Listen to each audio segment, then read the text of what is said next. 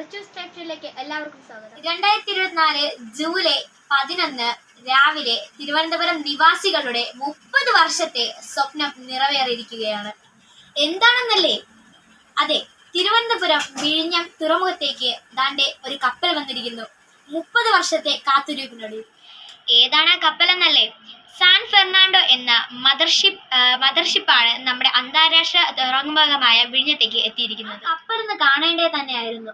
300 metre നീളവും 40 metre വീതിയും അടങ്ങുന്ന വളരെ വലിയൊരു കപ്പൽ തന്നെയാണ് വിഴിഞ്ഞം തുറമുഖത്തേക്ക് വന്നിറങ്ങിയത്. സാൻ ഫെർണാണ്ടസ് എന്ന വലിയ ഒരു കപ്പൽ തുറമുഖത്തേക്ക് വന്നിറങ്ങി. അതിൽ 9,000 കണ്ടെയ്നറുകളോളമാണ് ഉണ്ടായിരുന്നത്. അതിൽ 1960 കണ്ടെയ്നറുകളാണ് നമ്മുടെ വിഴിഞ്ഞം തുറമുഖത്തേക്ക് ഇറക്കിയത്. ബെർത്തിൽ നിന്ന് വളരെ അധികം ദൂരത്തിലാണ് കപ്പലിട്ടിരുന്നത്.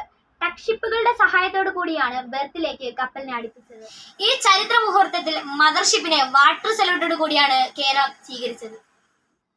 ജൂലൈ 12 രാവിലെ കേരളത്തിന്റെ മുഖ്യമന്ത്രിയായ പിണറായി വിജയൻ സാർ വിഴിഞ്ഞം തുറമുഖത്തെത്തി ട്രയൽ റൺ ഉദ്ഘാടനം ചെയ്തു. ഇതോടെ കേരളത്തിന്റെ അന്താരാഷ്ട്ര തുറമുഖമായ വിഴിഞ്ഞം തുറമുഖം രാജ്യത്തിന്റെ വാണിജ്യ മേഖലയ്ക്ക് വലിയൊരു മുതൽക്കൂട്ടാകുമെന്ന കാര്യത്തിൽ യാതൊരു സംശയവുമില്ല. വീഡിയോ ഇഷ്ടപ്പെട്ട ലൈക്ക് ചെയ്യാനും ഷെയർ ചെയ്യാനും സബ്സ്ക്രൈബ് ചെയ്യാനും മറക്കരുത്. Thanks for watching.